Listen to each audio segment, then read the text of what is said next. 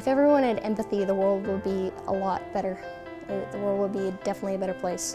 It kind of makes you feel better because you know I've done something. I've helped the world. My favorite story is the first story we had. When we didn't know if it would work, we didn't know if we were qualified to teach empathy, we didn't know a darn thing. So I went to my daughters and I said, he said, Sarah, I have this really cool idea. I hope you like it. I want to get your thoughts. I've built this program and I think it's ready for school. We want to come into your class and just talk to you guys for the first day. We want to tell you what empathy is, and then we want you guys to think of ideas, and we're going to make them happen. And I was just like, yeah, that would be awesome. I think that would be really fun.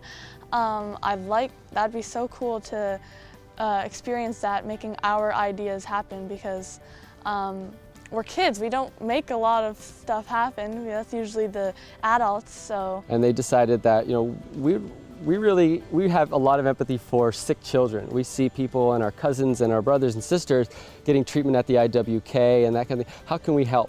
So they decided they were going to help at the Ronald McDonald House. So they decided over a period of 4 or 5 weeks that they're going to raise money with bake sales, raise food through food drives, and then decided, actually, we'd like to deliver this in person if we could. Can we do that? So we got 24 12-year-olds on a bus and we drove down to the Ronald McDonald House. And there was a little boy standing in the entryway, and he had a mask, and we were all wondering what it must be. So one of us just had to ask, so what is that for? He's like, oh, this is for my radiation. I just had my last radiation scan for cancer, and I fought it, I defeated it. And everyone in the room just silent. It was amazing. I can't even describe how it felt.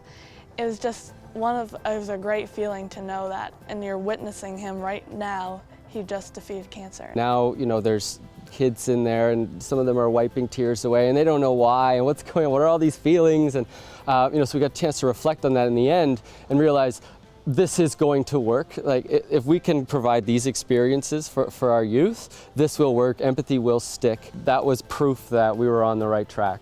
I first got involved with the Empathy Factory because they were looking for a treasurer, and once I met with Stephanie and Blair, I fell in love with the organization and their goals, their missions, their values. I went to the Accelerating Empathy Conference in the spring, which is where they take high school students and bring them into a conference, and they get to try and work on social issues. So I get there's a bunch of youth, a lot of stuff going on, and then we have a bunch of speakers, and essentially we have to pitch a 1-minute idea on how to tackle a certain issue. And the one I picked to tackle was anti-bullying. From there, you know, the first day we had those pitches, then the top 2 ideas from each section were able to go on, and I was one of those 2 ideas. When my pitch was selected, it felt really amazing. I was sort of shocked because when I went up, I read it on my phone, I held it really close to my face, my hands were shaking.